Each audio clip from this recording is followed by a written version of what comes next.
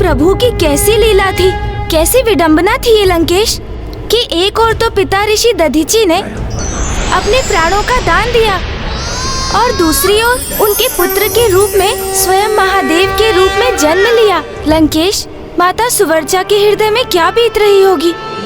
दुख और सुख दोनों एक साथ आने पर जिस विडंबना का सामना वो कर रही होंगी, उसका तो अनुमान लगाना भी कठिन है। वो तो ये भी समझने में असमर्थ होंगी कि वो अपने पति, अपने स्वामी के गमन पर रुदन करे अथवा महादेव को पुत्र रूप में पाने का आनंद मनाए। लंकेश जी, जल ग्रहण कीजिए।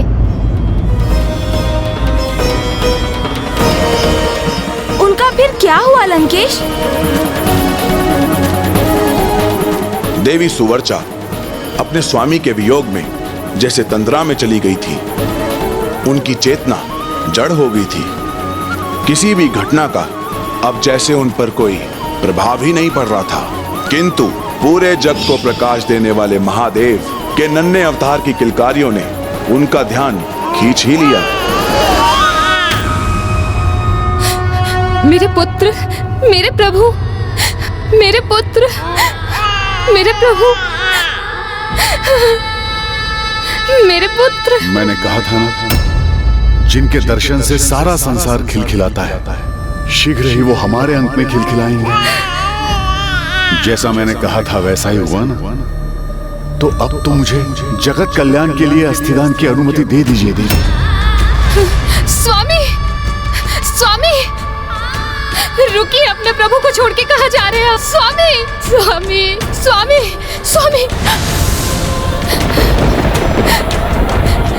स्वामी, स्वामी, आप कहाँ चले गए स्वामी?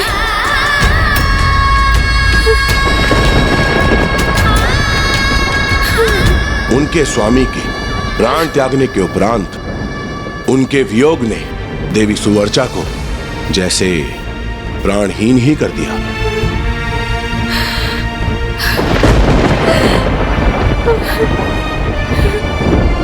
स्वामी, इस महासंकट से हमारे संसार को मेरी अस्थियां ही मुक्त कर सकती हैं। इसलिए मुझे देवताओं को अपनी अस्थियां दान करने की अनुमति दे दीजिए देवी। स्वामी, ये उचित नहीं है। नहीं स्वामी, नहीं, आपसे विलग होने की पीड़ा मैं नहीं सह सकती। नहीं रह सकती मैं आपके बिना स्वामी।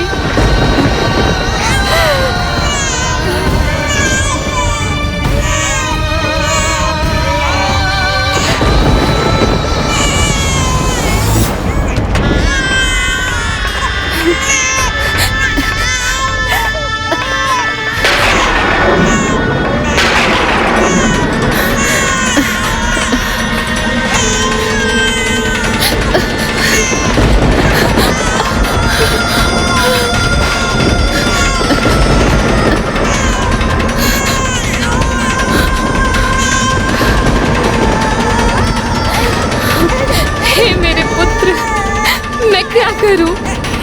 ये दुख मेरे लिए भी असहन है। मैं विवश हूं। मैं क्या करूं?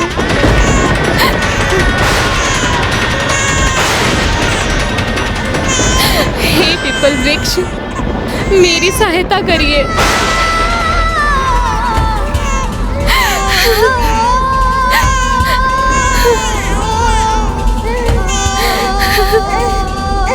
मुझे क्षमा करना पुत्र, मुझे क्षमा करना।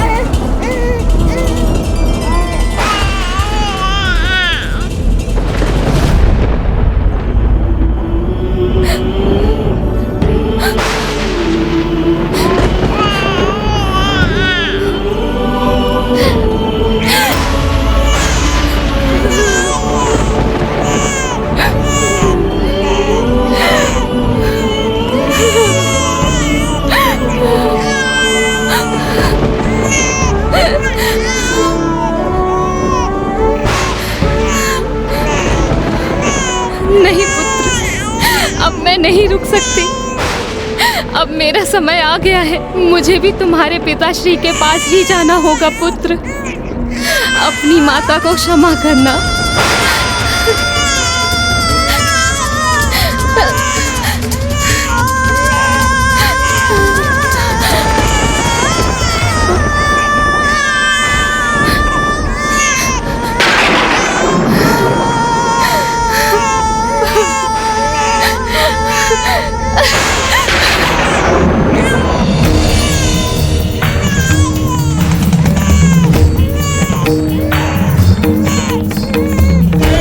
इस परिवार पर शनिदेव की ऐसी दृष्टि पड़ी कि एक नन्हा शिशु अपने माता पिता को खोकर संसार में अकेला रह गया।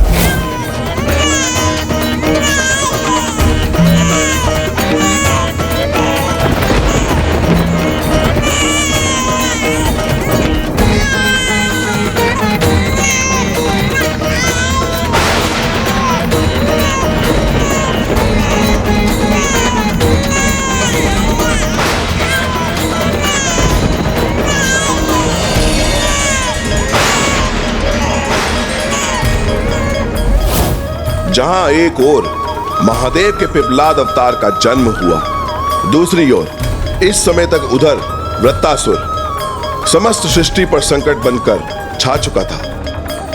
वृत्तासुर जो अपनी परिक्रमा पूर्ण कर चुका था और अपने बनाए व्रत में सबको घेर चुका था और समस्त लोकों को निगलने जा रहा था। अर्थात उसकी विनाश लीला के कारण अब त्रिलोक भी विनाश के निकट था।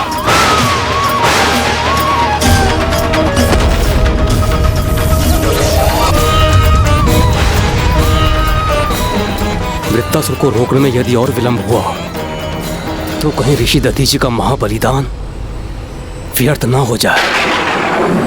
मैं इतने महान ऋषि का परम बलिदान ऐसे ही व्यर्थ नहीं जाने दूंगा।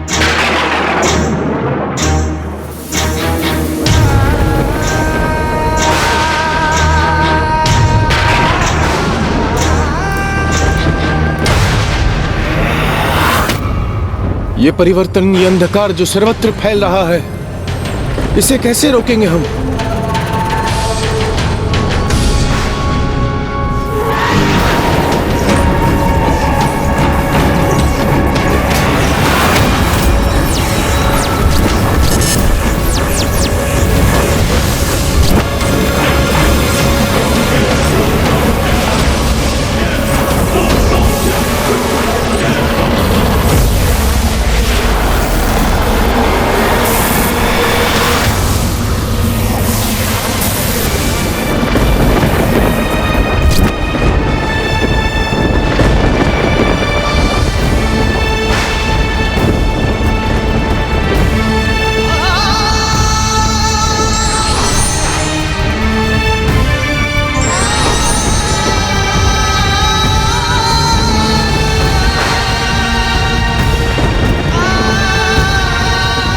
ऋषिवर की इन अस्थियों को लेकर देव शिल्पी विश्वकर्मा जी के समक्ष प्रस्तुत हुई और उनसे अनुरोध कीजिए कि वो इन अस्थियों से एक ऐसा शक्तिशाली और प्रबल अस्त्र उत्पन्न करे जिससे उस दुष्ट वृत्तासुर का अंत संभव हो सके।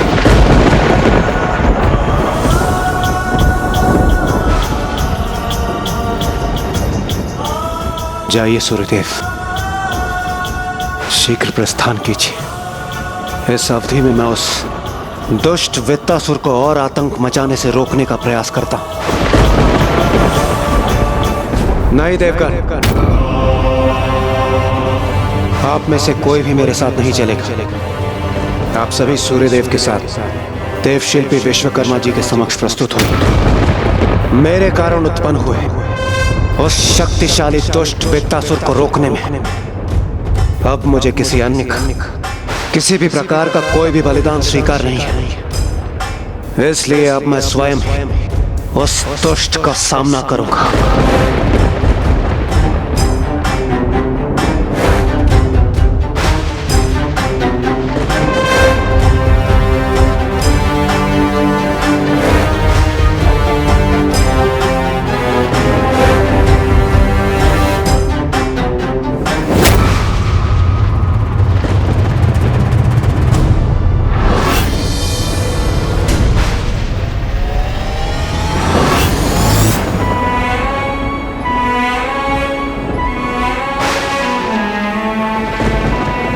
मुझे स्वयं पर पूरा विश्वास है कि किसी भी स्थिति में मेरा आचरण सदैव शुद्ध ही रहेगा।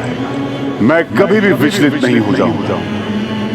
यदि दुर्भाग्य की छाया मुझ पर पड़ भी गई तो भी मैं धर्म पथ से दूर नहीं हूं। इसीलिए आपका मुझे सावधान करना व्यर्थ है। आप मुझे चुनौती दे रहे हैं ऋषिवर? हाँ शनिदेव, इसे आप मेरी चुनौती की समझ। अपनी नियति को इतने अपार संयम और आत्मबल से स्वीकार कर ऋषि दधीचि ने महानता का एक अनूठा उदाहरण प्रस्तुत किया है। अर्थात शनिदेव की दृष्टि के दो विपरीत चरम थे। एक और इंद्रदेव थे जो उनकी दृष्टि से प्रभावित होकर सुपथ से भटक गए और निरंतर भूल करते गए, और दूसरी ओर ऋषि दधीचि थे जिन्होंने शनिदेव की दृष्टि के प्रभाव के उपरांत भी अपने धर्म पथ पर अडिग रहे, और जिसके लिए उन्हें इतना बड़ा मूल्य चुकाना पड़ा। देवराज इंद्र की भूलों का मूल्य मात्र ऋषिवर को ही नहीं, संपूर्ण जगत को उठाना पड़ रहा था। क्योंकि जब विश्वकर्मा जी ऋषि दधीचि की अस्थियों से विशेष अस्त्रों का निर्माण कर रहे थे, तब वृत्तासुर की उग्रता में वृद्धि हो रही थी। उसकी विनाश लीला को रोकना असंभव हो गया था। अब वो नवग्रहों को निगलने के लिए तत्पर हो उठा था।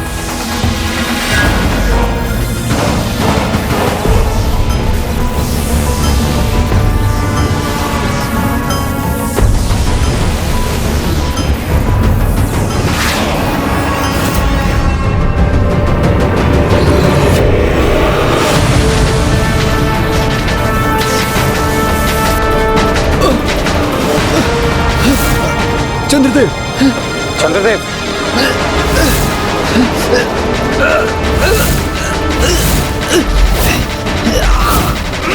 ये अचानक चंद्रदेव को क्या हो गया है? उनके आभूषण, उनके वस्त्र, उनके शरीर से विलग होते प्रतीत हो रहे हैं। देवगुरु, कदाचित दुष्ट वृत्तासुर तो समस्त सृष्टि को निगलने में सफल हो ही जाएगा। मुझे आभास हो रहा है कि जैसे वो मेरे ग्रह को निगलने ही वाला है। चंद्रदेव, आप चिंता मत कीजिए, विश्वकर्मा जी का कार्यस्थल निकट ही है। शीघ्र इंद्रदेव के पास में यह शक्तिशाली अस्त्र होगा जिससे वो उस दुष्ट वृत्तासुर का अंत करेंगे। तब तक संभालिए अपने आप को। रुक जाओ वृत्तासुर।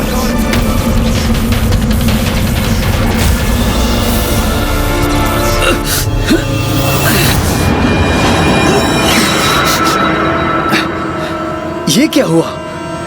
ऐसा आभास क्यों हुआ मुझे जैसे सब कुछ पूर्ववत हो गया? ओहो इंद्रदेव, तुम्हारा इतना दुस्साहस कि तुम मेरे सम्मुख प्रस्तुत हो गए, और वो भी निशस्त्र।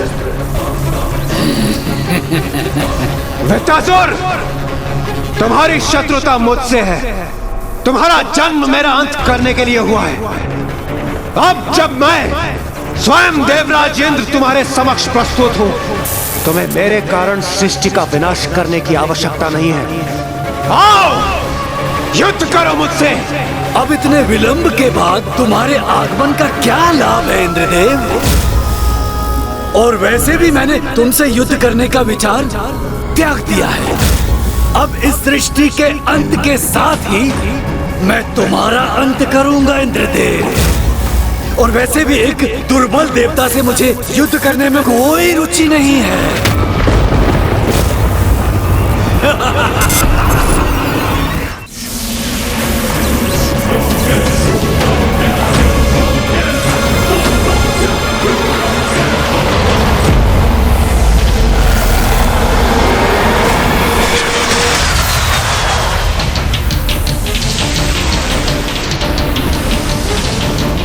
तुम्हारे इन धूम्र मेघों को मेरे मेघों का जल अपने साथ बहा ले जाएगा।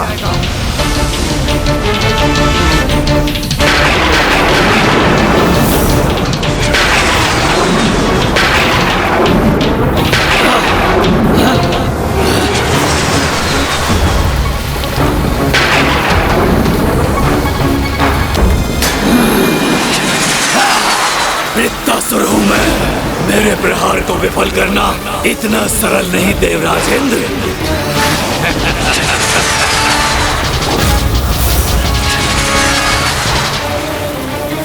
इसने तो मेरे छल को वश में परिवर्तित कर दिया।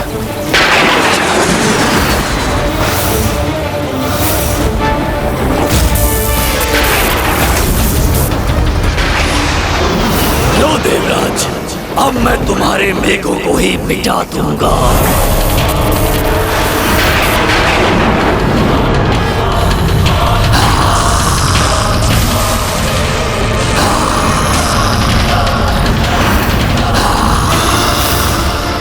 अब तो एकमात्र ऋषि दधीचि की अस्थियों से निर्मित उस विशेष अस्त्र की आस है मुझे, जिसे शीघ्र मेरे हाथों में होना चाहिए, तभी इसका अंत संभव है।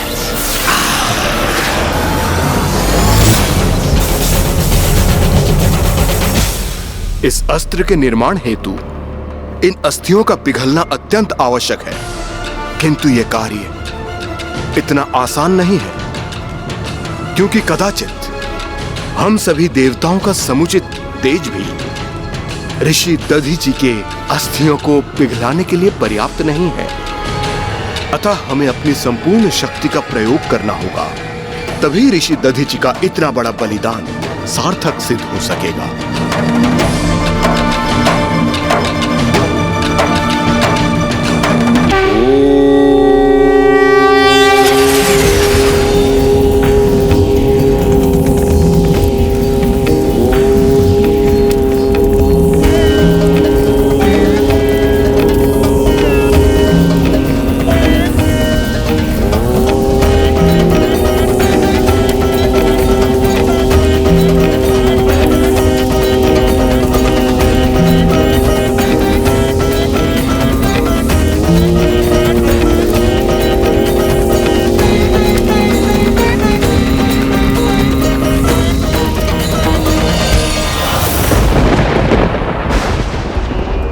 धन्य हैं आप ऋषिवर, प्राण दान करते समय भी विचलित नहीं हुए। आप अपनी चुनौती पर सर्वथा स्थिर रहे, अंत तक धर्मोचित मार्ग से विचलित नहीं हुए।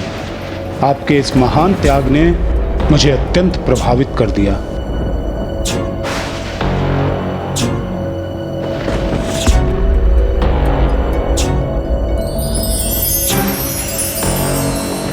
मेरे दंड पर यह चिन्ह मुझे सदा आपके और आपके बलिदान का स्मरण कराएगा। यदि अवसर प्राप्त हुआ ऋषिवर, तो मैं आपको आपके इस बलिदान का प्रतिफल अवश्य दूंगा। अपने संपूर्ण हृदय से मैं आपकी इस भक्ति, शक्ति और बलिदान के लिए आपका अभिवादन करता हूँ ऋषिवर। महर्षि दधीचि के बलिदान के कारण अन्य देवताओं की संपूर्ण शक्तियों से वो विशेष अस्त्र अब अपना आकार धारण करने लगा था। ये वही महावज्र था जिससे वृत्तासुर का वध होने वाला था।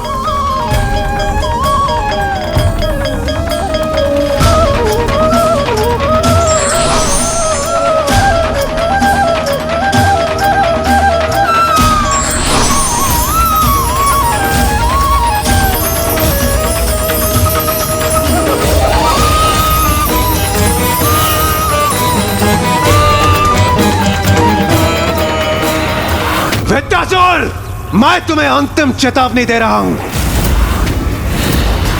अब मैं तुम्हें किसी और को किसी भी प्रकार की क्षति नहीं पहुंचाने दूंगा। तुम जैसे दुर्बल निशस्त्र देवता क्या करेंगे मेरा? वृत्तासुर हूं मैं, महाशक्तिशाली। मैं चाहूं तो तुम्हें नष्ट कर सकता हूं, लेकिन तुम वृत्तासुर को नष्ट करने में असमर्थ हो।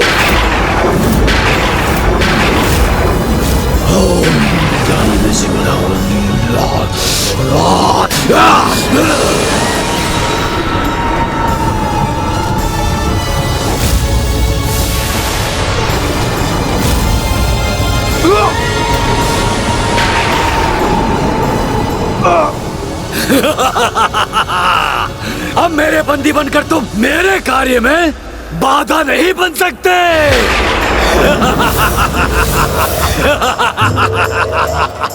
अब तुम स्वयं अपने नेत्रों से संपूर्ण सृष्टि का अंत होते हुए देखो और पछताओ। आभास करो तुमने किससे शत्रुता मोल ली है। अब अंत में तुम भी मेरे उदर में समा जाओ।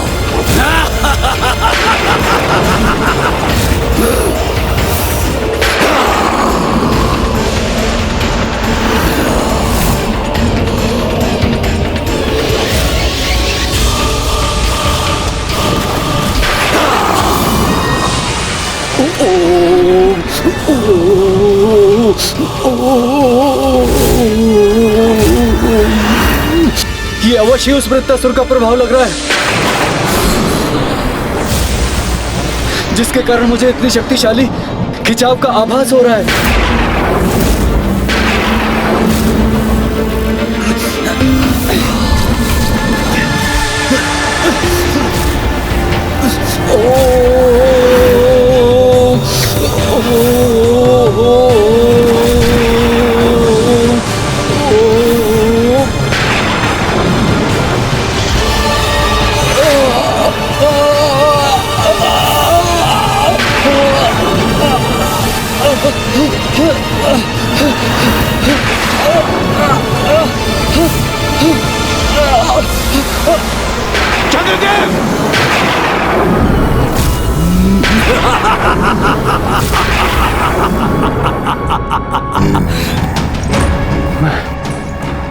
मैं चंद्रदेव की रक्षा नहीं कर पाया। हाँ इंद्रदेव, तुम कुछ नहीं कर सकते। एक एक करके मैं सबको निगल जाऊंगा और उसके पश्चात मैं तुम्हें भी अपने अंधकारी उदर में प्रवेश करवाऊंगा। देखो, तुम स्वयं अपने नेत्रों से देखो कि तुम्हारी करनी का क्या फल है।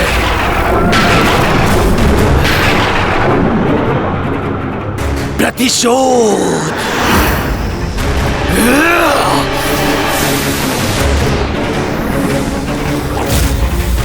जब भी सृष्टि पर प्रभु के किसी भी भक्त पर कोई संकट आता है तो प्रभु महादेव स्वयं उसकी सहायता के लिए वचनबद्ध हो जाते हैं। किंतु ऐसे समय में जब उनका अवतार ही स्वयं अपनी मां अपने पिता के लिए विलाप कर रहा था, कोई उसके निकट नहीं था। अर्थात मेरे प्रभु महादेव शिव शंकर शंभु एक शिशु के रूप में निपुण अकेले ही रह गए।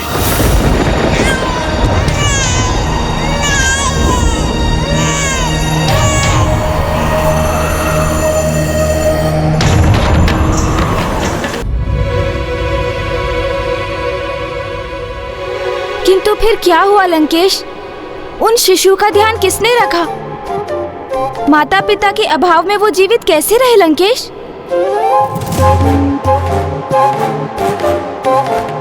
जब संतान रुदन करता है तो मां कहीं भी हो, अपने संतान के रुदन से उसकी पुकार सुनाई दे ही जाती है।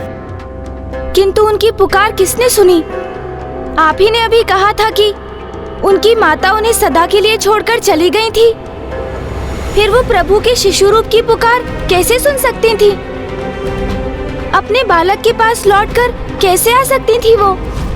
जिन्होंने उनको जन्म दिया वो मां उनको त्यागने पर विवश थी, किंतु जो संपूर्ण जगत की माता है, संपूर्ण संसार की पालक है, वो तो सर्वथा सर्वोत्थ व्याप्त है और संतान का कष्ट ना ही उनकी दृष्टि से छिपता है और ना ही उनसे देखा जाता है। आप उन्हीं माता का उल्लेख कर रहे हैं ना लंकेश, जिनके कारण जगत में कोई अनाथ नहीं? वो जगत जननी जो मेरी, आपकी और सृष्टि के प्रत्येक चराचर जीव की माता है, वो जो कभी किसी को अकेला नहीं रहने देती और जो अपनी संतान की पीड़ा का एक ही स्वर सुन उसकी ओर भागी चली आती हैं।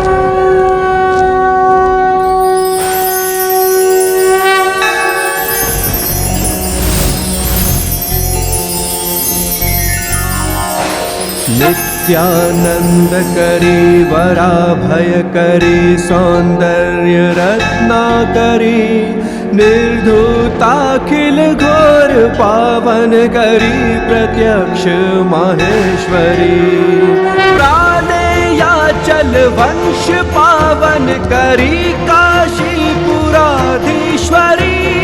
भिक्षां देहि कृपावलंबन करी माता अन्नपूर्णेश्वरी माता अन्नपूर्णेश्वरी।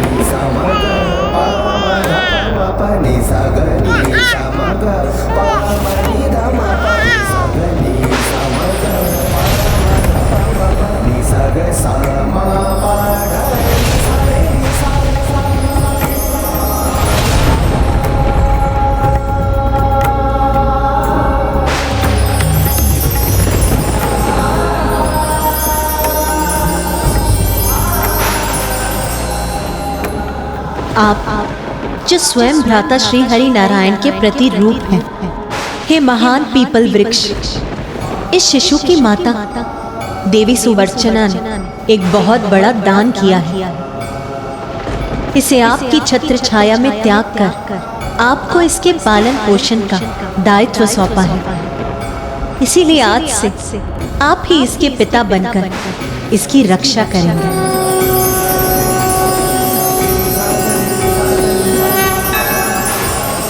और इसकी माता बनकर अपने पीपल वृक्ष के पत्रों से इसका पोषण करेंगे, जिसके लिए मैंने आपके पत्रों को पौष्टिक तत्वों से परिपूर्ण कर दिया है। आपने जो उत्तरदायित्व मुझे दिया है, मैं उसे अवश्य पूर्ण करूंगा।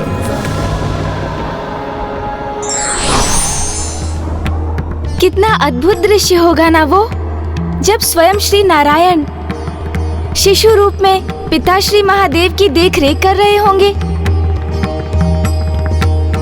किंतु फिर क्या हुआ लंकेश? ओहो, विष्णु जी का नाम लेकर मैंने लंकेश को क्रोधित कर दिया।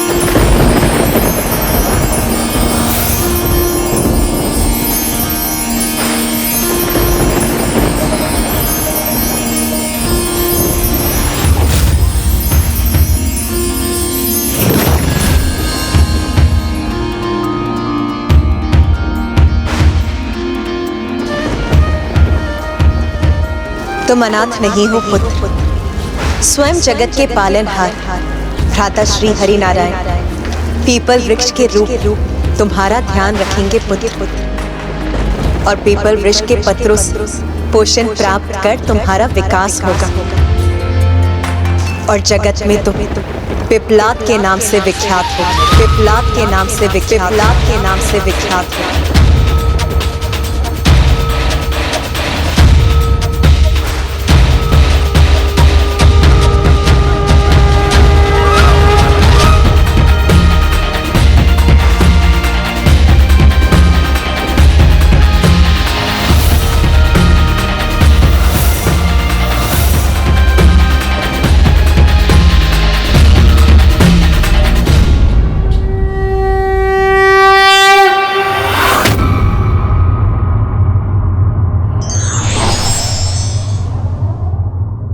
व्यक्ति अपने भाग्य और दुर्भाग्य के भंवर में सदा फंसता रहता है, किंतु अंत में उन्हें तारने वाले भी वही पालनहार ईश्वर ही होते हैं। देवराज इंद्र की एक छोटी सी भूल ने संपूर्ण सृष्टि को संकट में डाल दिया था। वृत्तासुर ब्रह्मांड के बड़े भाग को निगल चुका था। चंद्र ग्रह के पश्चात मंगल पर भी उसकी कुदृष्टि थी।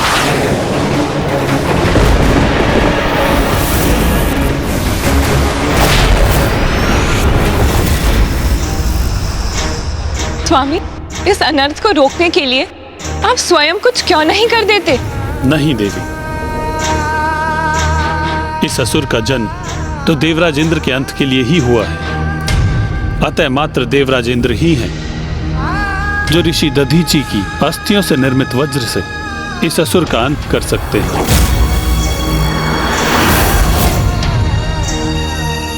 देवताओं का विलंब कहीं अनर्थकारी ना प्रमाणित हो जाए।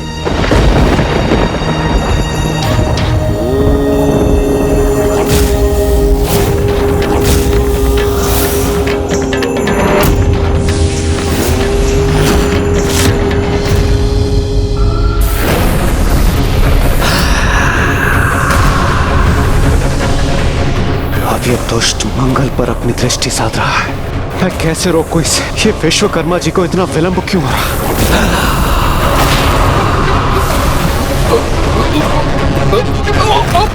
पुत्र! माता, प्रतीत होता है ये वृत्तासुर आपके पुत्र मंगल को निगले जा रहा है। पुत्र मंगल!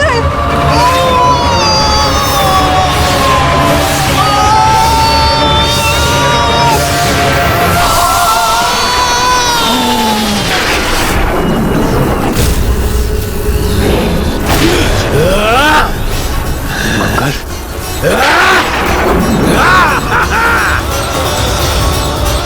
ये मैंने क्या कर दिया? कैसा भयंकर संकट उत्पन्न कर दिया मैंने अपनी एकमात्र भूल से। यदि मैं इसे रोकने में सक्षम होता तो मैं इसे अवश्य रोकता।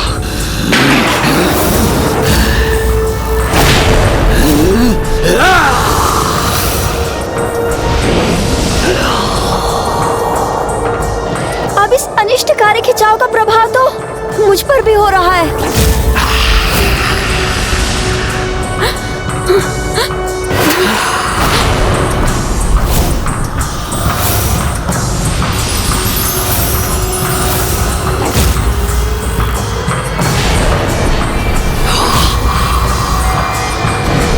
दुष्ट असुर, रोक दो अपने इस विनाश को। मैं तुम्हें सावधान करता हूं। शीघ्र मेरे हाथों में महर्षि दधीची की अस्थियों से निर्मित वो वज्र होगा जिससे प्रहार कर मैं तुम्हारा अंत करूंगा। कौन ऋषि दधीची? कैसे अस्थियां? किसका भय दिखाकर भयभीत कर रहे हो मुझे इंद्रदेव? महाशक्तिशाली हूं मैं, वृत्तासुर हूं मैं। तुम मुझे किसी भी शस्त्र से तनिक भी क्षति नहीं पहुंचा सकते इंद्रदेव। किसी में भी इतनी शक्ति नहीं है कि मेरे सम्मुख आके मेरा सामना करे।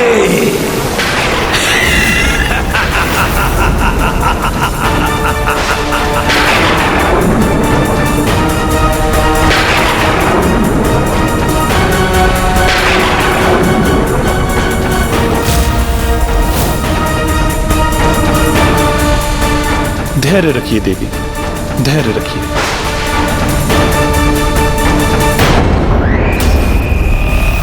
जहां स्वयं त्रिदेव असफल हो जाएं, वहां किसी साधारण ऋषि की अस्थियां क्या कर लेंगे इंद्रदेव?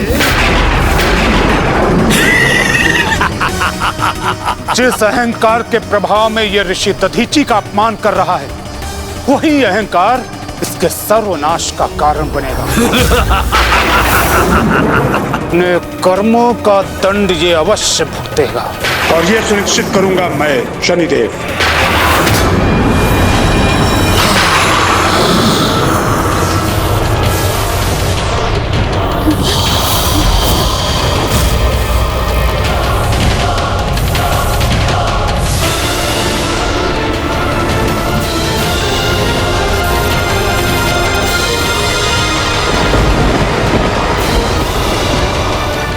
शनिदेव का वृत्तासुर के मुख में समाने के पीछे यही उद्देश्य था कि वो उस दुष्ट पर अपनी घातक दृष्टिपात कर सके। एक और तो पृथ्वी पर विकराल संकट छाया हुआ था जो देवराज इंद्र से देखा नहीं जा रहा था।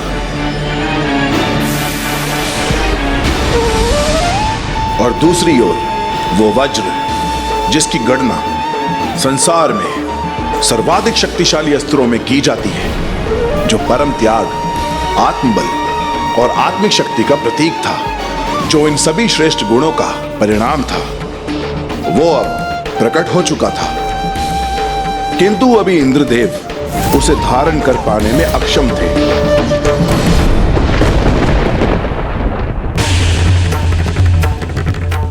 हे प्रभु श्री हरि नारायण, मुझ तक मेरा अस्त्र पहुंचाने में मेरी सहायता कीजिए प्रभु, सहायता कीजिए।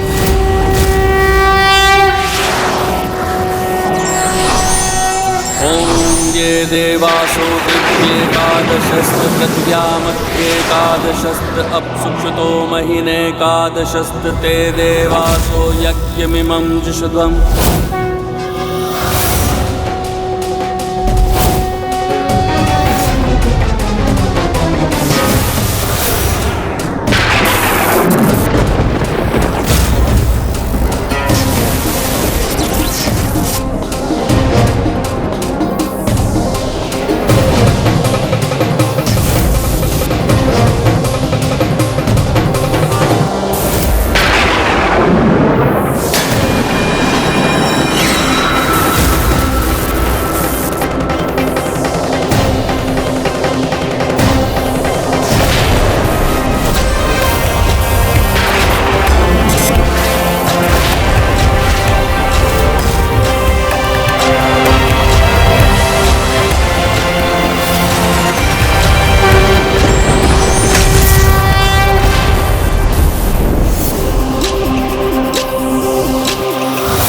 अब इस दिव्यास्त्र की सहायता से मैं इस ग्रह को रोक दूंगा।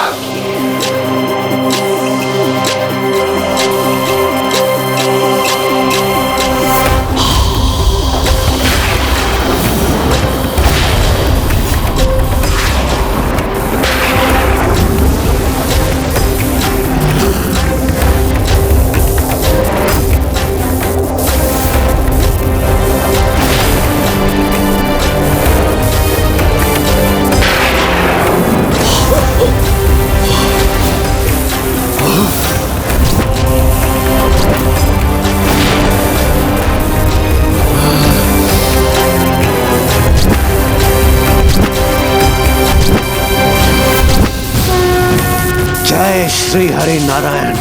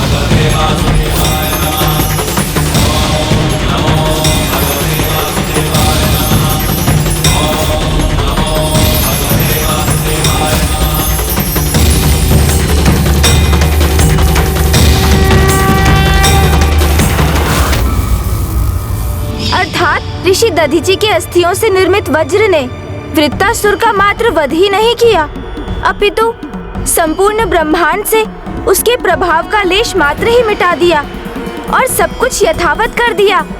हाँ गौरी पुत्र, ये ऋषि दधीचि के ही त्याग का परिणाम है, जो अभी भी संसार सुरक्षित है। लंकेश जी, ऋषि दधीचि के पुत्र पिप्लाद का क्या हुआ? महादेव के प्रथम अवतार और माँ द्वारा दिया हुआ प्यारा नाम पिप्लाद, उसके पश्चात बालक पिप्लाद का भरण पोषण पीपल वृक्ष ने ही किया। उसी की छाल उसके वस्त्र बने, उसी की छांव घरोंदा तो उसके पत्तों से बालक पिपलाद ने अपना उदर भरा। अब मुझे ज्ञात हुआ कि भक्त क्यों पीपल वृक्ष की महानता और महिमा को इतना महत्व देते हैं। उनकी जड़ में दुग्ध क्यों न्यौछावर करते हैं, क्योंकि ऐसा करने से पीढ़ियों तक उनके वंश में कोई भूखा नहीं रहता। पीपल तो उनके संरक्षक हैं, जो संसार में सर्वथा अकेले हैं। सभी अनाथों के नाथ हैं वो।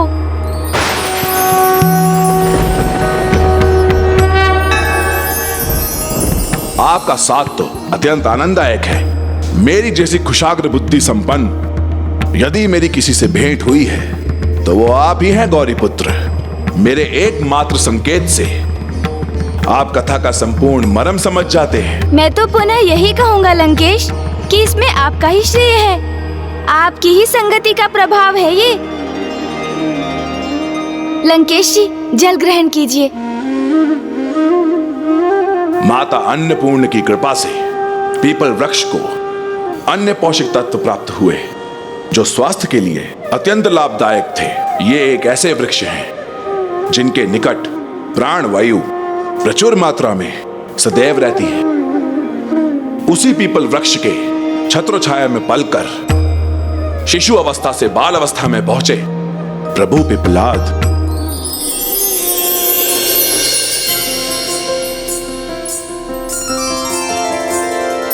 पीपल के वृक्ष तले दृश्य बड़ा प्यारा, बाल रूप शिव जी का जग से लगे न्यारा।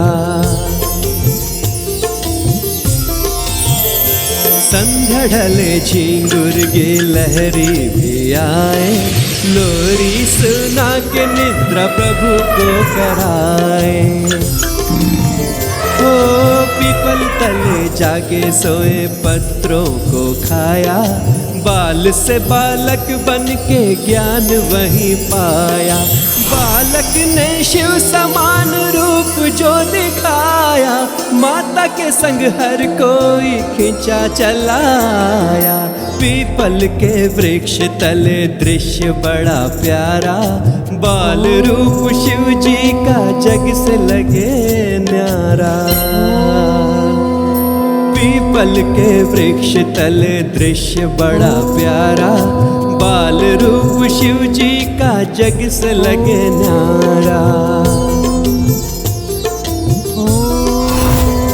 ओ मंत्र मुग्ध हो के सभी पक्षी चले आए, मंद मंद गीत गा के प्रभु को जगाए।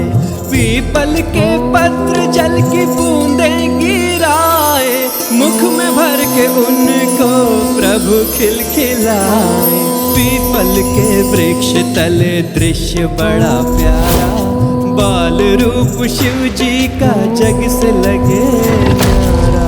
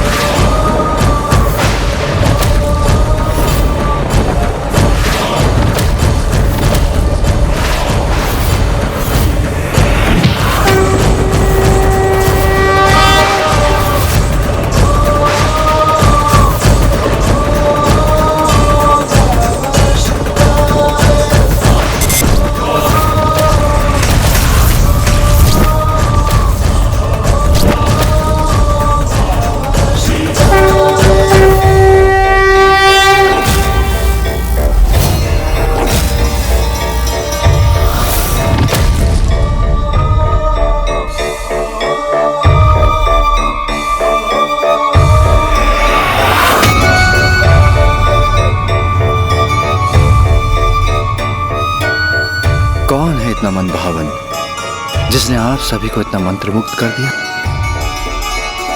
आपके ही बाल स्वरूप में स्वामी, अत्यंत मनोहर है आपका ये रूप।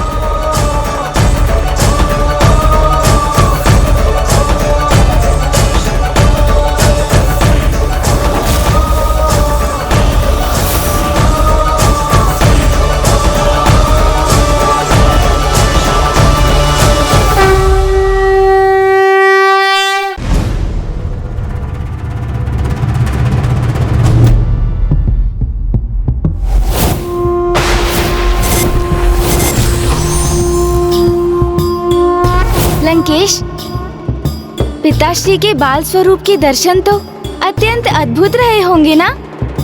इसीलिए तो समस्त कैलाशवासी उनको देखकर भाव विभोर हो गए।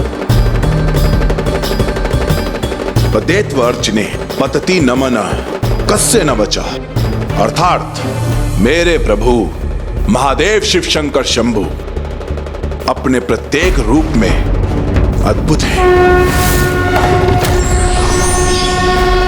ऐसी अनंत महिमा है उनकी, ना मन ना बुद्धि और ना वचनों से उनकी पूर्ण व्याख्या संभव है। और प्रभु के अद्भुत दर्शन का ऐसा अलौकिक अपूर्व आकर्षण था जिससे सम्मोहित होकर कोई भी उनके निकट आने पर विवश हो जाता था। जैसे कुछ दिवसों के उपरांत ही शिव बाल रूप के दर्शन करने हेतु देव श्री नारद स्वयं वहां पहुंच गए और फिर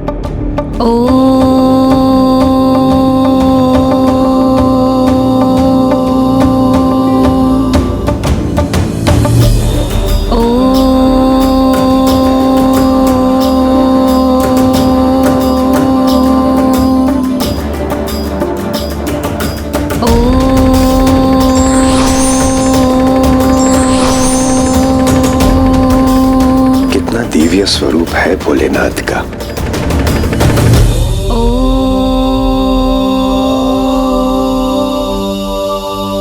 हे प्रभु पिपलाद, मैं आपके दर्शन पाकर धन्य हुआ।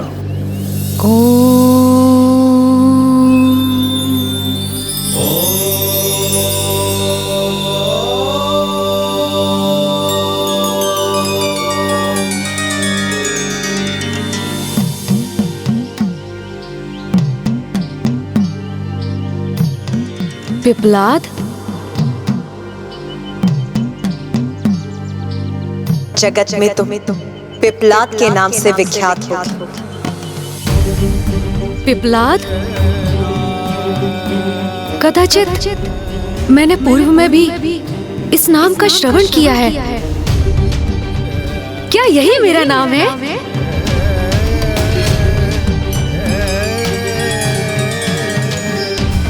पिपलाद,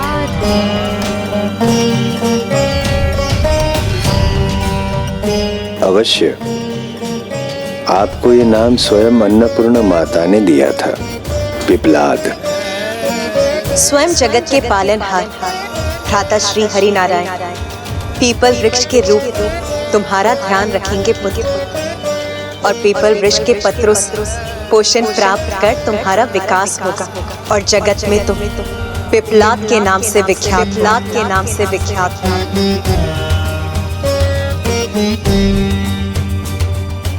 तो क्या आप ही मेरे पिता हैं और मुझे मेरी माता के निकट ले जाने आए हैं? स्वयं जगत पिता के स्वरूप होकर ये मुझसे कैसा प्रश्न कर रहे हैं? मुझसे पूछ रहे हैं कि क्या मैं उनका पिता हूँ? निसदा मदसा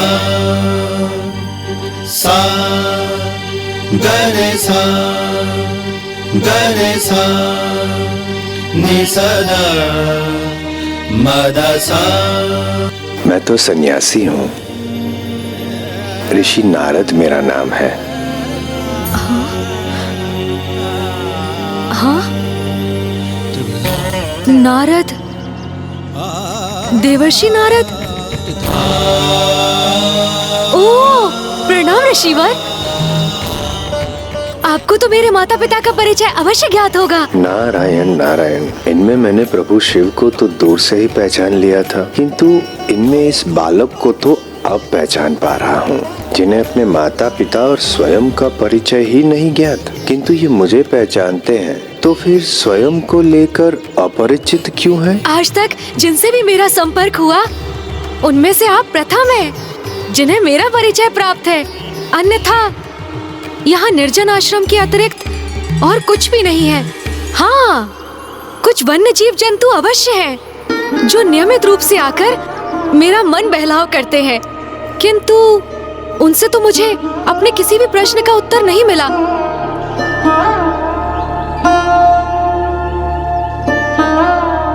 फिर इस पीपल वृक्ष की छाया ने ही मुझे मेरे माता पिता का स्नेह दिया, मेरा पालन पोषण किया मैंने इनसे प्रश्न किया, मुझे तो कोई उत्तर नहीं दिया, किंतु इनके पत्तों की सरसराहट से ओम की ध्वनि प्रस्फुटित हुई। मैंने निरंतर ओम शब्द का जाप किया तो मुझे ज्ञान प्राप्ति हुई, परंतु स्वयं अपना परिचय ज्ञात न कर सका कि मैं कौन हूं,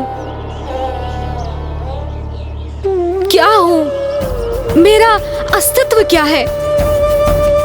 बस इसी आशा में प्रतीक्षा करता रहा कि मेरे माता पिता आएंगे, मुझे ढूंढेंगे, और तब से मैं यहीं पर हूं, इसीलिए यहाँ से कहीं दूर नहीं गया। तो फिर मुझे बताइए ऋषिवर नारद, कौन है मेरे माता पिता और वो अभी तक मुझे लेने क्यों नहीं आए हैं? कैसे बताऊं इस नन्हे बालक को कि वो नरजीवन आश्रम इनके माता पिता का ही है। कैसे बताऊं इन्हें कि अब वो जीवित नहीं है और जिनकी ये इतनी आतुरता से प्रतीक्षा कर रहे हैं वो इन्हें लेने कभी नहीं आएंगे।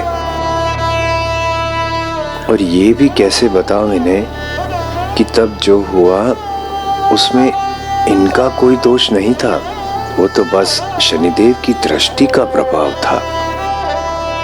देव ऋषि नारद के लिए उनके समक्ष संपूर्ण घटना को बताना अत्यंत कठिन था, किंतु प्रभु पिपलाद जी ने इतनी विनम्रता से आग्रह किया कि देव ऋषि उनको बताने में विवश हो गए और फिर उन्होंने प्रभु पिपलाद जी को सब कुछ बता दिया कि कैसे शनिदेव की अनियंत्रित दृष्टि के प्रभाव से प्रभु पिपलाद का परिवार नष्ट हो गया और वो इस संसार में अकेले रह गए। ऋषिवर, ऋषिवर,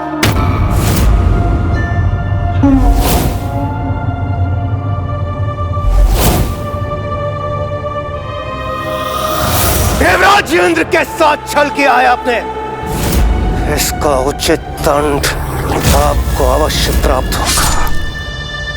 यदि मेरे पुत्र का अपमान या अहित हुआ तो मेरे क्रोध से कोई सुरक्षित नहीं रहेगा। ऋषि के क्रोध से उत्पन्न उस असुर के वध के लिए हमें एक ऋषि की अस्थियों से निर्मित अस्त्र की ही आवश्यकता है, और एक ऐसे अस्त्र के निर्माण के लिए हमें केवल ऋषि दधीची की ही अस्थियों की आवश्यकता होगी। जब इंद्रदेव के कृत्य के कारण समस्त सृष्टि पर वृत्तासुर के रूप में सृष्टि पर संकट छाया, तो ऋषि दधीची ने जगत कल्याण हेतु और वृत्तासुर का वध करने के लिए अपनी अस्थियों का दान किया, अपनी अस्थियों का दान किया।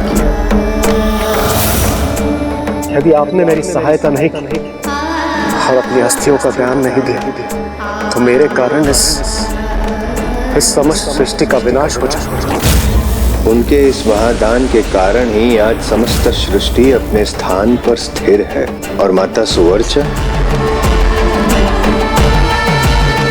आपकी माता ने अपने स्वामी के वियोग में अपने प्राण त्याग दिए।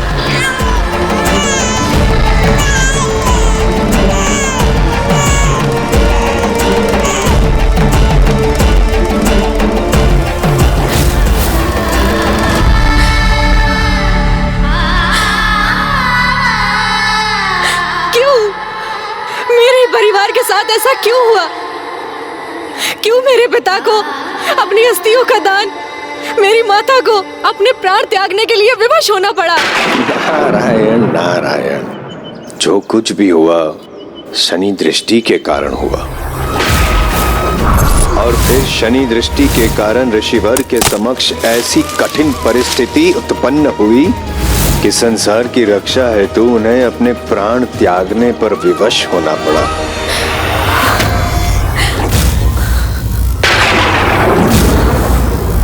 कहीं इस घटना को विस्तार से सुनाकर मैंने कोई भूल तो नहीं कर दी?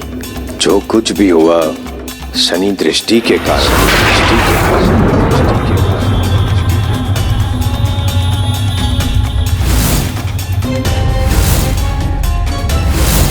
माता, माता!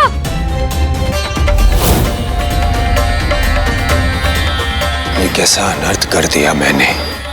प्रभु पिपलाद के क्रोधावेश को जागृत कर दिया मैंने। नारायण नारायण।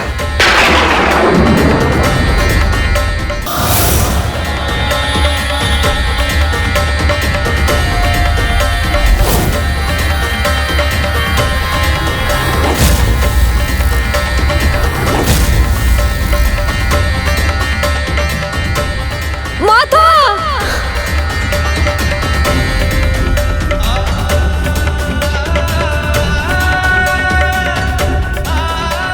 पुत्र,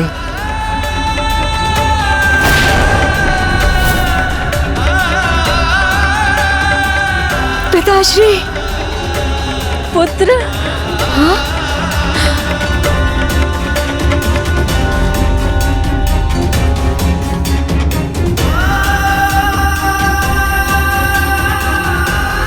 माता! माता! माँ नहीं, यहाँ तो मात्र कुछ अवशेष हैं उनकी कुटिया के। पिताश्री! पिताश्री! पिताश्री! कहाँ हैं आप पिताश्री? पिताश्री!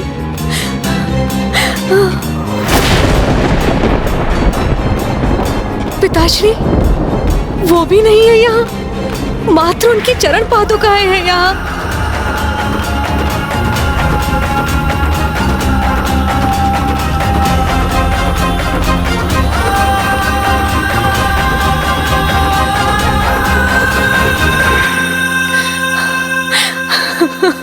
पिताश्री!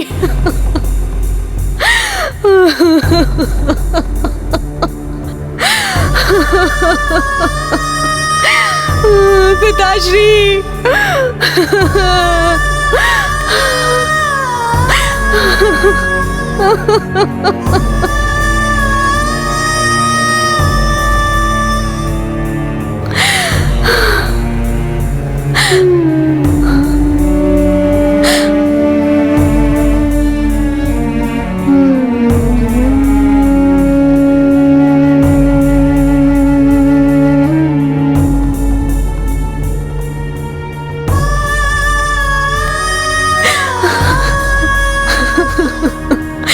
पिताश्री!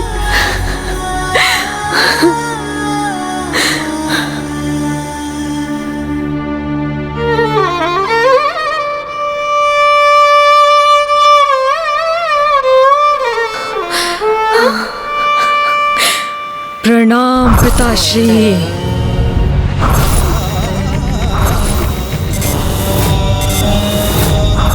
अन्याय नहीं है तो क्या है ये? अन्याय किया है शनिदेव ने मेरे साथ, और उन्हें इस अन्याय का दंड अवश्य प्राप्त होगा, अवश्य प्राप्त होगा।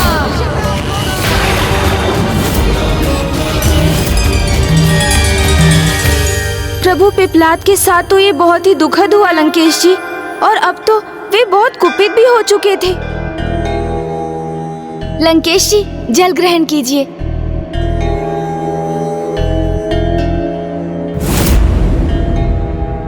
क्या सोचने लगे लंकेश?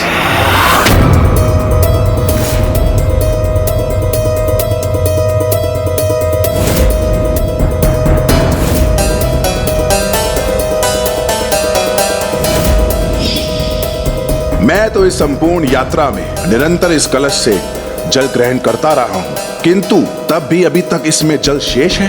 कहीं उसके पीछे गणेश जी का कोई परोक्ष प्रयोजन तो नहीं?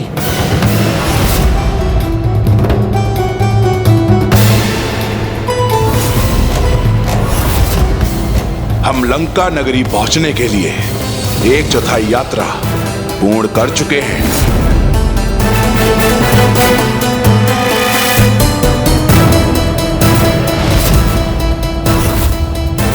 इस यात्रा में हमने सर्वप्रथम वन पार किया, फिर पर्वत, और अब तीव्र धूप में हम ये मरुस्थल भी पार करने वाले हैं। इस समूचे समय में आप मुझे इस कलश से जल प्रदान करते रहे, फिर क्या कारण है जो अभी भी इसमें जल शेष है।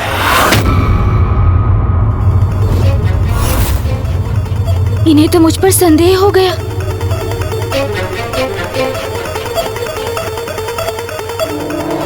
मुझे बताइए गौरी पुत्र, ये कैसे संभव है? अब क्या कहूं मैं? इसमें आपका क्या गुप्त प्रयोजन हित है? इसके पीछे क्या आशय है आपका?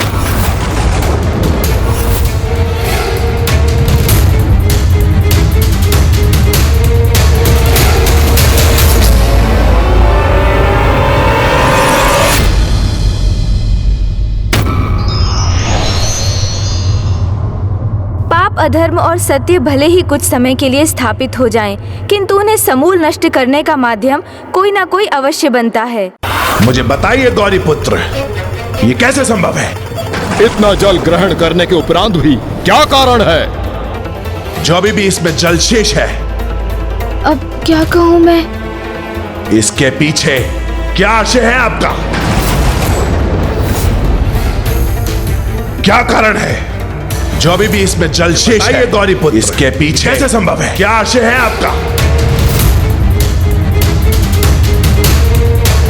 अब यदि मैंने लंकेश को ये बता दिया कि इस पात्र का जल कभी रिक्त नहीं होता और इसके पीछे की मंशा कि उनके लघु शंका लग जाने पर उनके हाथों से पिताश्री के आत्मलिंग को लेकर यहीं स्थापित कर देना है, तब तो अनर्थ ही हो जाएगा। मुझे शीघ्र कोई उपाय सोचना होगा। शीघ्र ही इस रहस्य को उजागर कीजिए। मुझे बताइए गौरी पुत्र, इस कलश का जल समाप्त क्यों नहीं हो रहा है? हे महान लंकेश, आप तो व्यर्थ ही संदेह कर रहे हैं मुझ पर, और जिस प्रश्न का उत्तर आपको स्वयं ज्ञात है उसे आप मुझसे ही पूछ रहे हैं। ज्ञात है मुझे, अर्थात तो कदाचित आपको वास्तव में ज्ञात नहीं है लंकेश। किंतु ये तो बहुत ही आश्चर्य की बात है, क्योंकि आप जैसे कुशाग्र बुद्धि संपन्न, परम ज्ञानी और परम प्रतापी की दृष्टि से तो कुछ भी छिपा नहीं रह सकता। इसलिए मुझे प्रतीत हुआ था कि इस कलश को देखते ही आप इसके रहस्य को अवश्य समझ गए होंगे। ये कैसी पहेली बुझा रहे हैं गौरी पुत्र?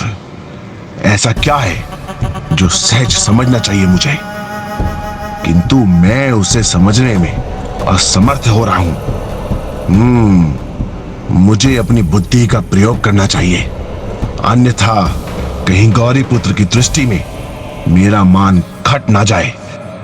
क्योंकि लंकेश, मेरा तो ये विश्वास था कि आप किसी भी दृष्टि से साधारण कदापि नहीं, ना ही निम्न कोटि की अज्ञानी हैं, जो इस कलश को ध्यान से देखने पर भी इसका रहस्य ही ज्ञात ना कर सके।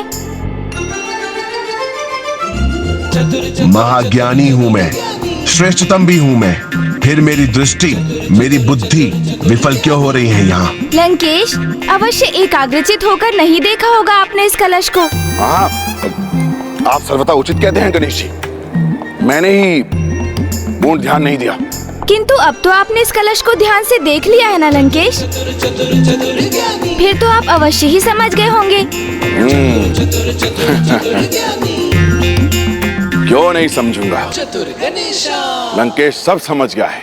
मुझे ज्ञात था लंकेश, आप ध्यान देंगे तो अवश्य ही समझेंगे कि ये कलश कोई साधारण कलश नहीं, अपितु अक्षय पात्र है। अक्षय पात्र? अच्छा हुआ जो गौरी पुत्र ने बता दिया, अन्यथा अब तक मुझे भी कहाँ ज्ञात था। हाँ हाँ, उचित ही समझा मैं। ये वही अक्षय पात्र है ना, जिससे जितना भी जल बाहर निकालो वह उतना ही भरता जाता है। इस दीर्घ यात्रा में मैंने आपको दक्षिणा स्वरूप जल प्रदान करने का वचन दिया था, और इस संपूर्ण यात्रा में ये कलश जल से विहीन ना हो, इसलिए अक्षय पात्र अपने साथ ले आया था मैं।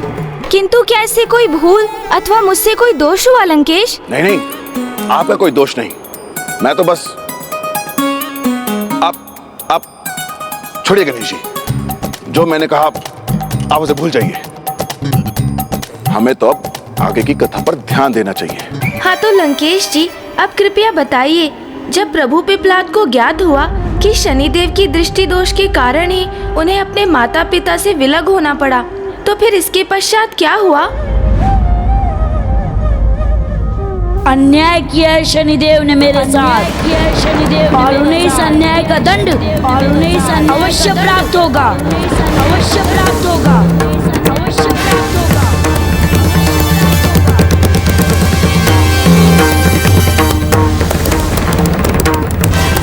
शनिदेव, शनिदेव, शनिदेव,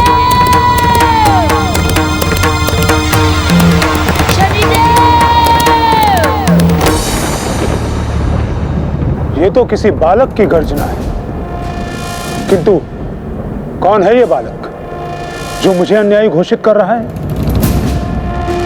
और मैं क्या किसी के साथ अन्याय करूंगा? बाल्यावस्था से लेकर आज तक अन्याय तो स्वयं हुआ है मेरे साथ। यदि ये तुम्हें अपने पिता के रूप में स्वीकार नहीं है, तो तुम भी मुझे अपने पुत्र के रूप में स्वीकार नहीं हो।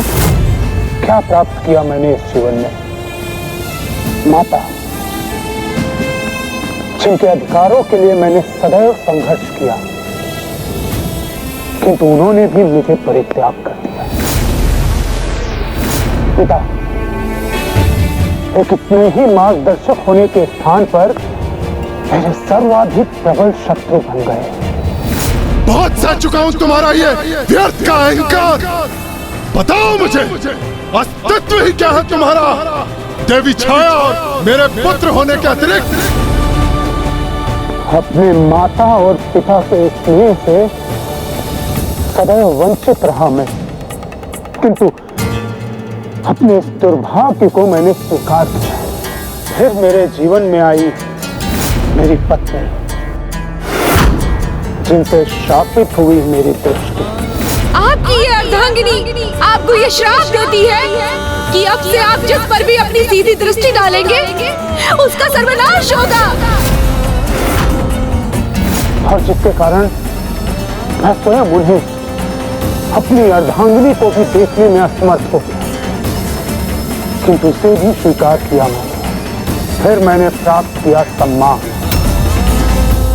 जो स्वतः ही प्राप्त नहीं हुआ मुझे, अपितु उसे प्राप्त करने के लिए मैंने किया था महादेव का घोर तप। तो फिर कोई उत्तर दे मुझे कि मैं अन्यायी कैसे हुआ? अन्याय तो सदैव मेरे साथ हुआ। यहाँ इस भवन में, अपनी इस सभा में कोई भी ऐसा नहीं है जिससे दृष्टि मिलाकर अपने हृदय की बात कर सके ये देवपद से सुशोभित शनि। और फिर कोई बालक कह रहा है कि मैंने उसके साथ अन्याय किया है। अन्याय नहीं है तो क्या है ये? यदि उनकी माता का तिरस्कार हुआ तो इसमें मेरा क्या दोष है? यदि वो अपने पिता से कुपित थे तो क्या इसमें भी मेरा दोष था? उनके और मेरे पिता के मध्य स्पर्धा, क्या इसमें भी मेरा दोष था? और हो भी कैसे सकता है किसी अजन्मे शिशु का दोष? कोई मुझे बताए कि कर्म फल के दाता ने मुझे किस कर्मों का दंड दिया है? मेरे पिता को मुझसे क्यों छीन लिया? मेरी माँ की ममता से क्यों वंचित किया? मेरा गृह, मेरा परिवार, मेरा सर्वस्व छीना है उन्होंने। यदि माता अन्नपूर्णा ने मुझ पर ध्यान न दिया होता, उस पीपल के वृक्ष की छत्र छाया मुझ पर ना प्राप्त हुई होती, तो इस अनाथ शिशु का क्या होता? इसका पालन पोषण कौन करता? उन्होंने जो अन्याय किया है मेरे साथ, इसका उत्तर तो उन कर्म फलदाता शनिदेव को देना ही होगा।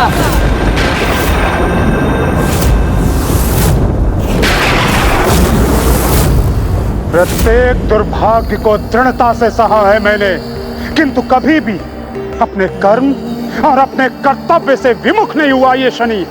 सदैव पक्षपात की भावना से रहित रहा मैं। इसीलिए स्वयं महादेव ने मुझे कर्म फलदाता नियुक्त किया। और उस दिवस से आज तक कोई भेदभाव, कोई अन्याय किए बिना सदैव न्याय करता रहा हूं मैं। भले ही ऐसा करने में स्वयं मेरे हृदय को ही अपार पीड़ा क्यों ना हुई हो, किंतु सभी को उनके कर्मों के अनुसार ही फल प्रदान करने का दायित्व निभाया मैंने। भले ही कुछ भी क्यों ना हो जाए, कैसी भी विपदा का क्यों सामना ना करना पड़े, ये बालक पिपलाद कर्म फल के दाता शनिदेव को उनके कर्मों का फल अवश्य प्रदान करेगा। कर्म फल के दाता शनिदेव को उनके कर्मों का फल अवश्य प्रदान करेगा।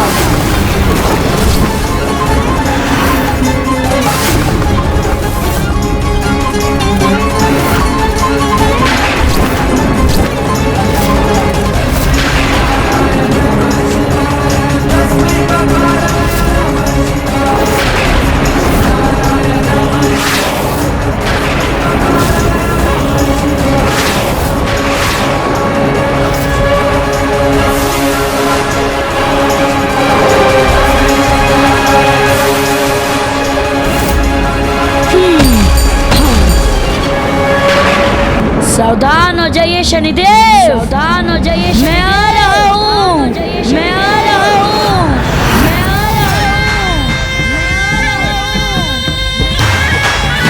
जिसकी दृष्टि से स्वयं सूर्य देव भी सुरक्षित नहीं रहे,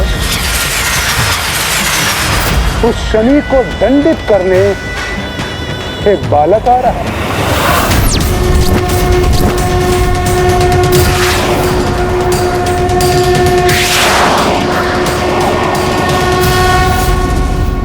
तो क्या प्रभु पिपलाद मात्र एक वृक्ष की सूखी डाल को अस्त्र रूप में धारण कर ग्रहों की अधिपतियों से संघर्ष करने, अहितकर दृष्टि वाले शनिदेव से जूझने, उनसे उत्तर प्राप्त करने निकल पड़े थे? हाँ गौरी पुत्र, अपार साहस का परिचय देते हुए वो अपनी इस यात्रा पर निकल गए और शीघ्र ही वो सूर्य मंडल के निकट पहुंच गए।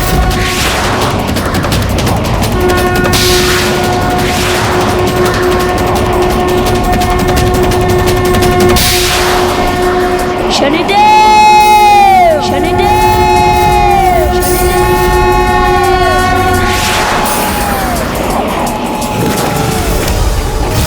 हे सौर मंडल के समस्त ग्रहों के अधिपतियों, हे चंद्रदेव, हे बुधदेव, हे मंगलदेव, हे बृहस्पति देव, हे शुक्रदेव, हे राहु और केतु, आप सभी उस बालक को रोकिए और उसे समझाइए कि शनि देव के समक्ष आकर वो अपने विनाश को चुनौती ना दे।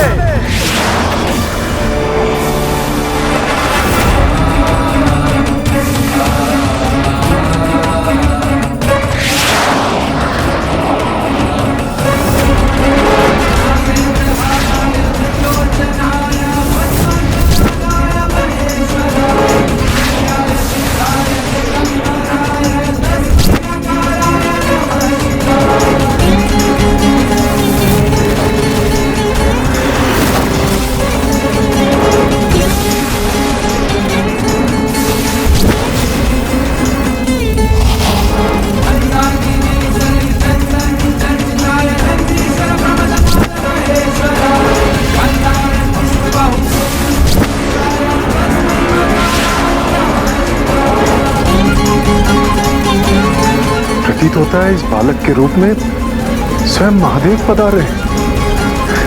प्रभु,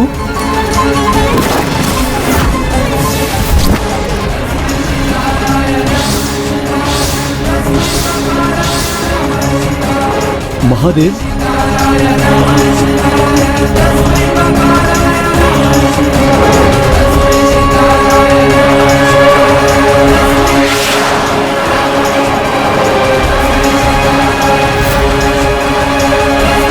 ये क्या हो गया इन ग्रहों के अधिपतियों को?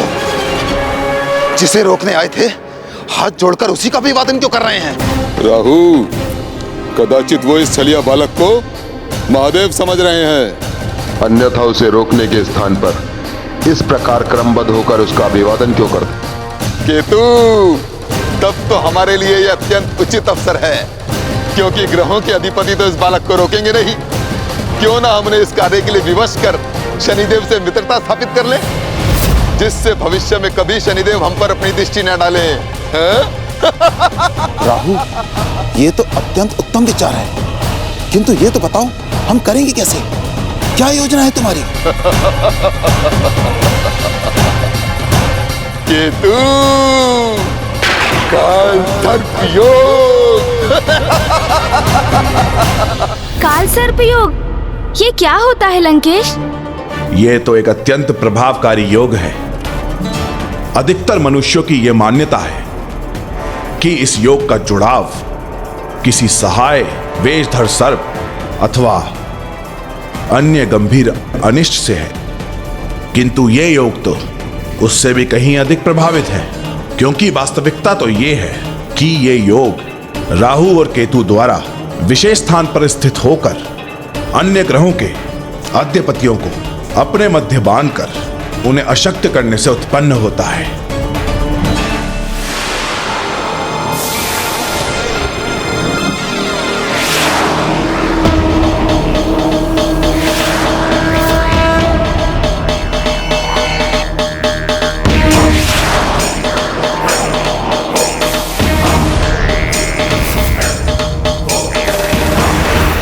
जब राहु और केतु सूर्यमंडल के दो विपरीत छोर पर इस प्रकार स्थित होते हैं और अपने मध्य सीधी रेखा का जुड़ाव स्थापित कर उस रेखा में ग्रहों के अधिपतियों को बांध लेते हैं, तो वो ग्रहों से उनके गुण, उनके प्रभाव, उनके नियंत्रण को छीनने में सफल हो जाते हैं। इसलिए अब राहु और केतु के प्रभाव के कारण ये स्थिति प्रभु पिप्पलाद के लिए भी गंभीर स्थिति प्रस्तुत करने जा रही थी।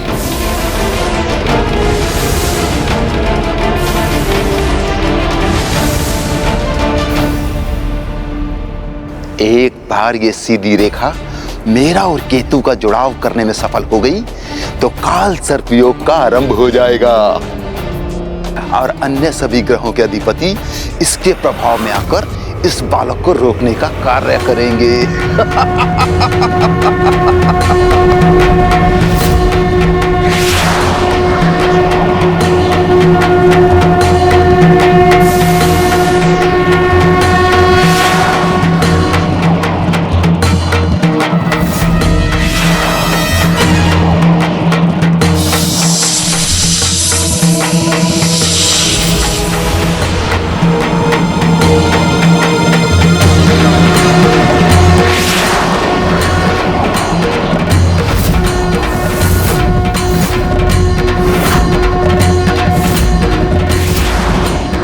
शनिदेव के निकट पहुंचने से मुझे कोई नहीं रोक सकता।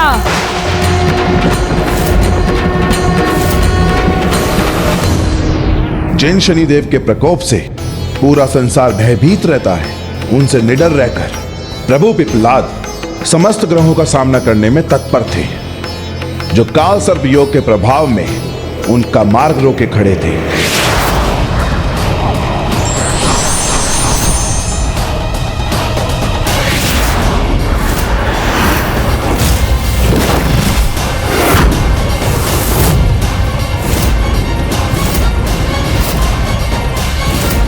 प्रभु पिप्पलाद पिताश्री के अवतार अवश्य थे, किंतु अपने इस रूप में वे तो एक नन्हे बालक ही थे ना, तो वे अकेले मात्र एक काष्ठ के त्रिशूल से उन शक्तिशाली ग्रहों के अधिपतियों से कैसे युद्ध कर सकते थे लंकेश?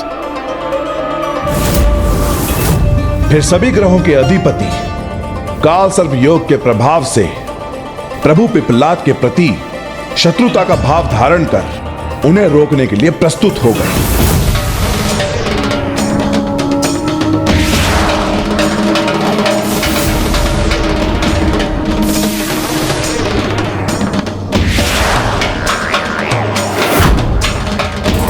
चंद्रदेव, रोक लीजिए इस छलिया बालक को,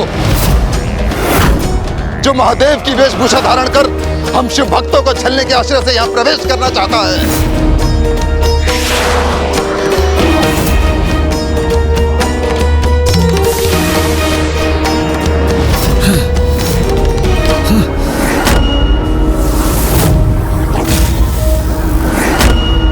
बालक को यहाँ कदापि प्रवेश नहीं करने दूंगा मैं।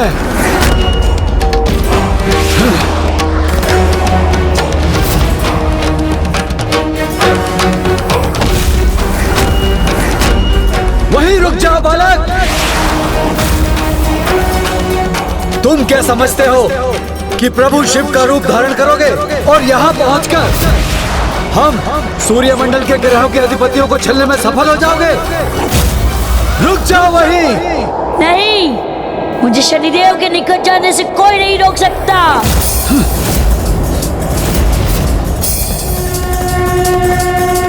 शनिदेव, शनिदेव।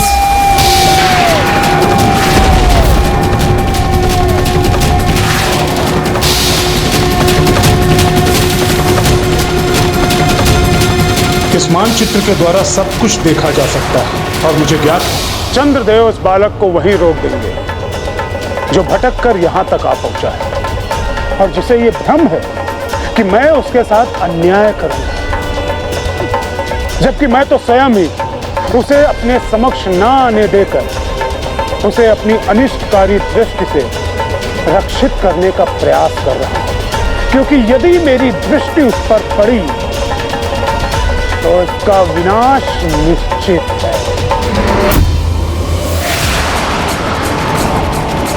हट क्यों कर रहे हो बालक?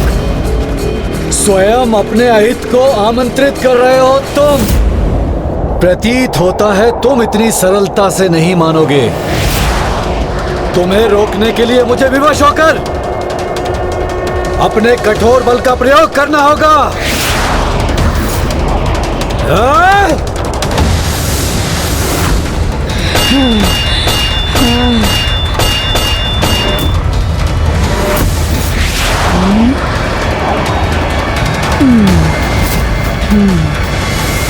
आज मेरे सामने कैसी भी बाधा क्यों ना आ जाए, किंतु वो मुझे नहीं रोक सकती।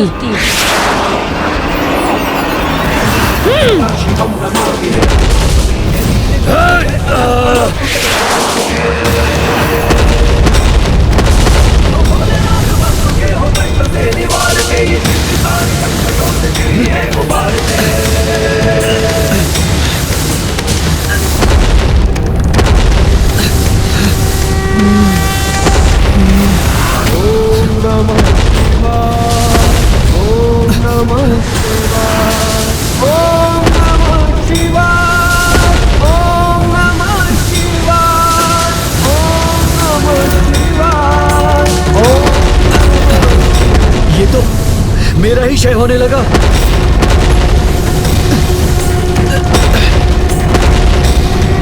ऐसा क्यों हुआ लंकेश? चंद्रदेव का तेज अचानक क्यों लुप्त होने लगा और उनका ग्रह अचानक प्रकाश विहीन क्यों हो गया? क्या ये चंद्रदेव पर प्रभु पिप्लाद के किसी प्रभाव का परिणाम था? नहीं गौरी पुत्र, प्रभु पिप्लाद को तो कुछ करने की आवश्यकता ही नहीं हुई। चंद्रदेव का क्षय तो प्रभु के कुछ करे बिना ही आरंभ हो गया था। क्षय होने लगा अर्थात वो क्षीण और दुर्बल पड़ने लगे, किंतु ऐसा क्यों लंकेश? चंद्रदेव पे तो श्राप का प्रभाव था। शाप? कैसा शाप?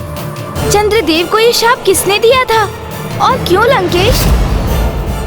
धैर्य रखिए गौरी पुत्र, मैं आपको इस प्रसंग का संपूर्ण विवरण दूंगा। चंद्र के क्षय और वृद्धि के नियमित चक्र का आरंभ कैसे हुआ, उसकी कथा मैं आपको विस्तार से सुनाऊंगा। कंटीला पौधा?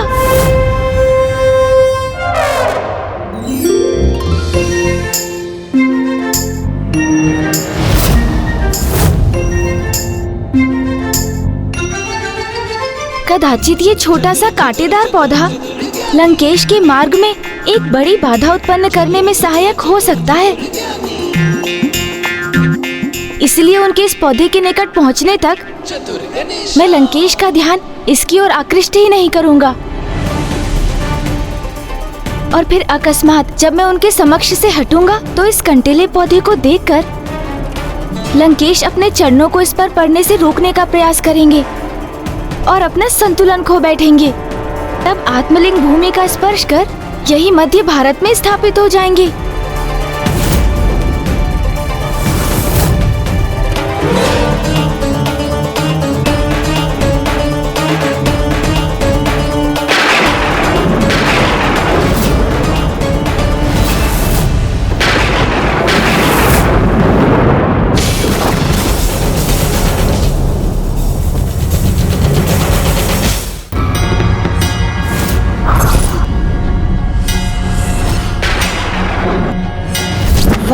ये उत्तम युक्ति है। अब जब मुझे युक्ति मिल ही गई है तो क्यों न उसे सफल बनाने का प्रयास भी कर लिया जाए। उचित है लंकेश, आप मुझे धैर्य धारण करने के लिए कह रहे हैं ना? तो मैं भी अब आगे की कथा बिना आपसे अपनी दृष्टि हटाए बहुत धैर्य से सुनूंगा। तो लंकेश, आप भी मुझे समुचित समय लेकर ही बताइए कि आगे क्या हुआ। चंद्रदेव को शाप क्यों और किसने दिया? चंद्रदेव के घटाव बढ़ाव की प्रक्रिया कैसे आरंभ हुई? ये किस घटना का परिणाम है और क्या है उनके पीछे की कथा लंकेश?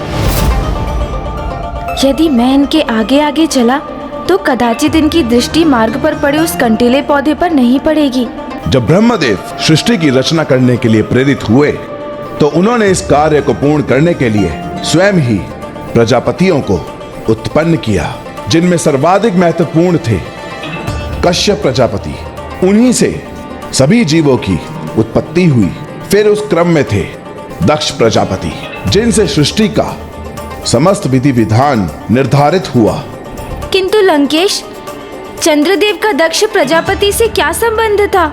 दक्ष प्रजापति की 27 पुत्रियां थी, जिनका विवाह चंद्रदेव से करने से पूर्व दक्ष प्रजापति ने चंद्रदेव से एक वचन लिया कि वो कभी भी उनकी किसी भी पुत्री को हे दृष्टि से नहीं देखेंगे। पत्नी रूप में स्वीकार कर उन सभी को एक समान स्नेह प्रदान करेंगे और किसी का भी तिरस्कार नहीं करेंगे।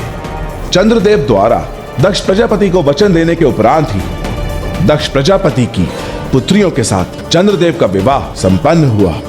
किंतु कुछ समय के उपरांत ही चंद्रदेव ने अपने वचन को भंग कर दिया, क्योंकि वो तो देवी रोहिणी के सौंदर्य से अत्यंत प्रभावित थे और उन्हीं पर अपने सर्वाधिक स्नेह की वर्षा करने लगे थे।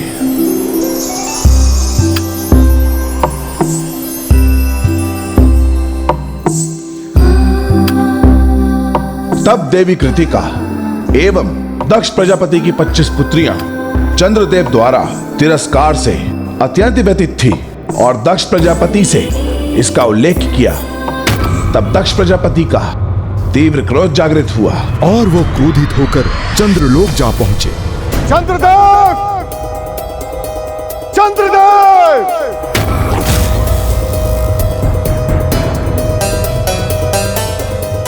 आपने मुझे वचन दिया था, आप मेरी किसी भी पुत्री का तिरस्कार नहीं करेंगे, किसी की उपेक्षा नहीं करेंगे, किसी को अपने स्नेह से वंचित नहीं करेंगे।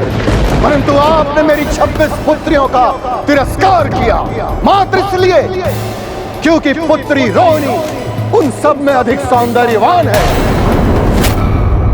आपके समान मनोहर है। आपने मुझे अपना दिया हुआ वचन तोड़ा है चंद्रदेव। आपके लिए रूप का आकर्षण अत्यंत महत्वपूर्ण है ना। मैं प्रजापति दक्ष आपको श्राप देता हूं, आने वाले 15 दिनों में आपका ये तेज, आपका ये प्रकाश और आपकी समस्त कलाएं आप खो देंगे। प्रजापति दक्ष ने अपनी पुत्रियों के साथ ये कैसा न्याय करवाया? सभी को समान स्नेह दिलाने के स्थान पर उन्होंने तो सभी से चंद्रदेव को विलग करने की ही व्यवस्था कर दी। कदाचित इसीलिए कहा जाता है कि क्रोध से प्रभावित होकर कोई कभी न्याय नहीं कर सकता, क्योंकि क्रोध के वश में आकर किया गया कोई भी कार्य सदैव अन्याय का ही कारण बनता है। जब दक्ष प्रजापति को उनकी सभी पुत्रियों ने उनका श्राप लौटाने की गुहार लगाई, तब दक्ष प्रजापति को यह समझ आ गई कि उन्होंने अपना धैर्य खोने के कारण बहुत बड़ा अन्याय किया है। किंतु फिर भी अपना श्राप लौटाना प्रजापति दक्ष के लिए भी असंभव था। किंतु इन प्रत्येक समस्याओं का हल मेरे प्रभु एकमात्र शिव शंकर शंभु के पास ही होता है। इसलिए ब्रह्मदेव ने चंद्रदेव को सुझाव दिया कि सभी मंत्रों में श्रेष्ठ महामृत्युंजय मंत्र का जाप करें, क्योंकि एकमात्र प्रभु महादेव शिव शंकर शंभु ही उनकी रक्षा करने में समर्थ थे। चंद्रदेव को ज्ञात था कि उनके पास अब अधिक समय शेष नहीं है, उनके जीवन में मात्र 14 दिन ही शेष हैं, तो यथाशीघ्र वो सौराष्ट्र पहुंचे। और उन्होंने सागर तट पर एक पार्थिव शिवलिंग का निर्माण कर अपना जाप आरंभ किया। ओम त्र्यंबकं यजामहे सुगंधिं पुष्टिवर्धनम् उर्वारुकमिव बन्धनामृत्यैर्मुक्षीयमामृता। इतने अपार कष्ट और कठिनाइयों का चंद्रदेव बड़ी ही दृढ़ता के साथ सामना करते रहे और वो निरंतर अपनी परिक्रमा और मंत्रों का जाप करते रहे। और उन 14 दिवसों में चंद्रदेव का क्षय भी होता रहा और वो अंतिम रात्रि भी आ गई जो उनके अस्तित्व की अंतिम रात्रि थी। सुगंधिं पुष्टिवर्धनम् उर्वारुकमिव बन्धनात् मृत्यैर्मुक्षीयमामृता। ॐ त्र्यंबकं यजामहे सुगंधिं पुष्टिवर्धनम् उर्वारुकमिव बन्धनात् मृत्यैर्मुक्षीयमामृता।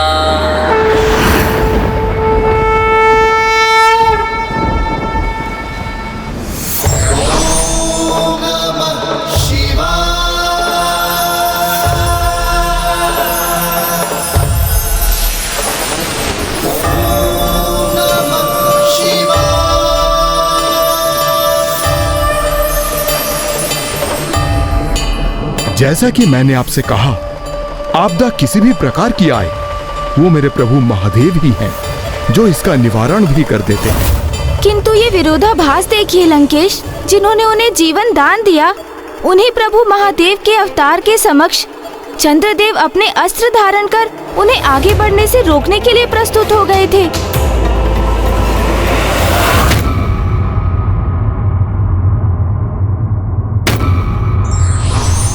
वो चाहे श्राप हो या वरदान, यदि बिना सोच समझकर दिया गया तो इसका भयंकर परिणाम भी भविष्य में जाकर अवश्य ही उजागर होगा।